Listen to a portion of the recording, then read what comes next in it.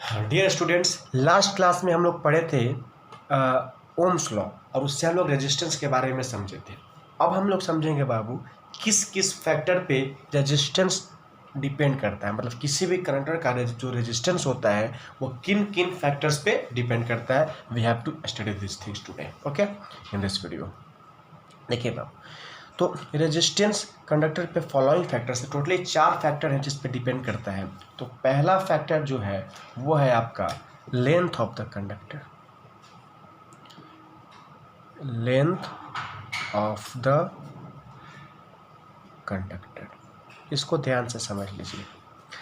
जैसे अगर सपोज कि कॉपर वायर या फिर सडन किसी भी मेटल का वायर है जिसका लेंथ है ये इतना, ठीक है।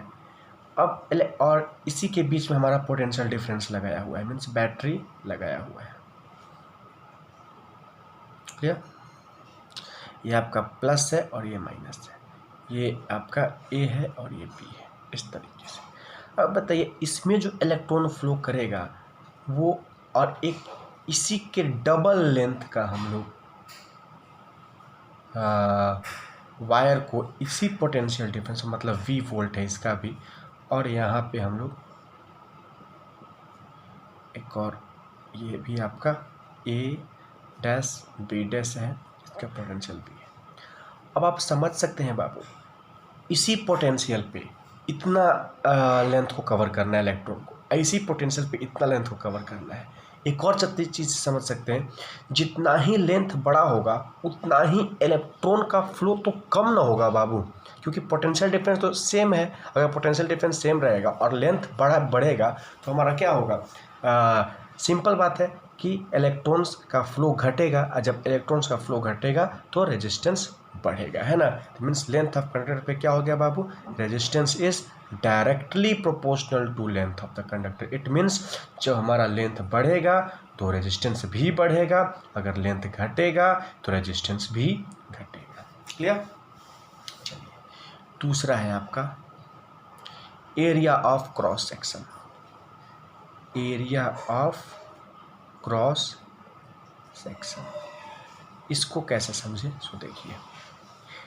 जैसे सपोज कि एक हमारा ये वायर है, एक थिन वायर है, पतला वायर, ठीक है। तो ये जो सॉरी ऐसा नहीं, एक मिनट देखिए,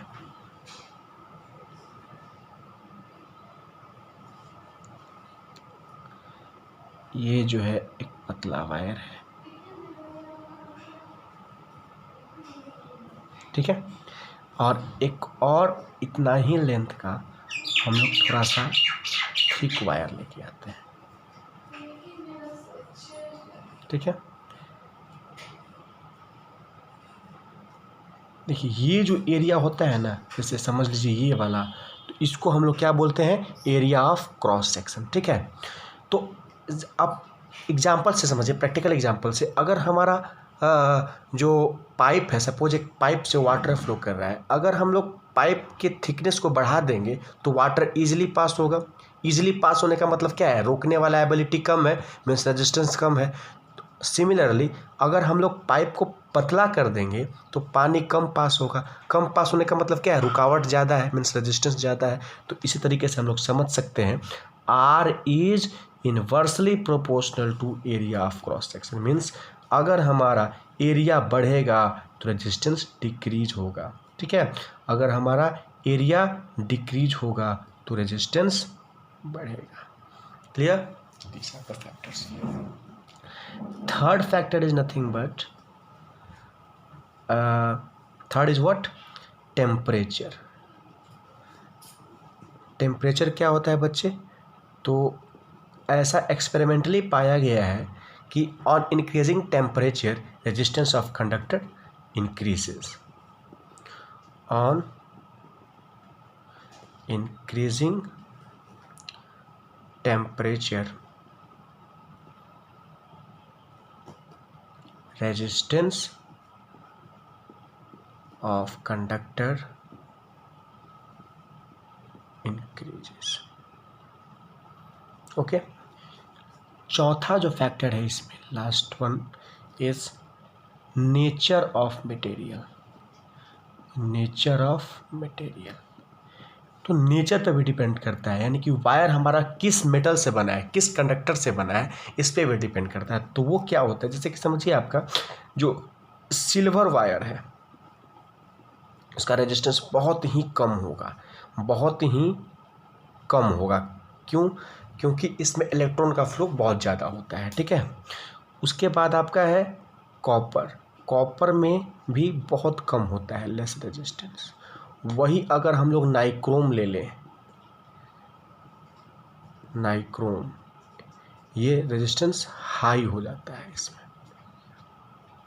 हाई रेजिस्टेंस। ओके, इसीलिए हम लोग अपने घर में क्या यूज करते हैं, कॉपर यूज करते हैं, क्योंकि रेजिस्टेंस कम होगा तो इलेक्ट्रॉन अच्छे तरीके से फ्लो करेगा, यानी कि इलेक्ट्रिसिटी का सप्लाई अच्छे से होगा। सिल्वर नहीं यूज करते क्योंकि बहुत ही कॉस्टली होता है ये, ठीक है।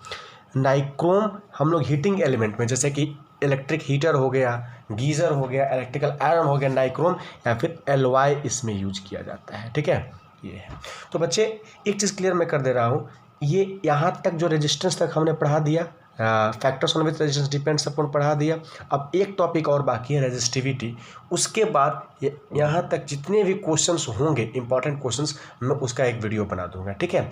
तो उससे आप मतलब इस पुराने वीडियो से एक नोट्स बना लीजिएगा और फिर को रिलेट करके क्वेश्चंस को सॉल्व कीजिएगा, ओके। और एनसीईआरटी क्वेश्चंस भी खुद से कीजिएगा, और मैं जितने भी इंपॉर्टेंट क्वेश्चन होगा मैं अभी नेक्स्ट वीडियो में उसको करा दूंगा, ये रेजिस्टिविटी बताने के बाद, ओके।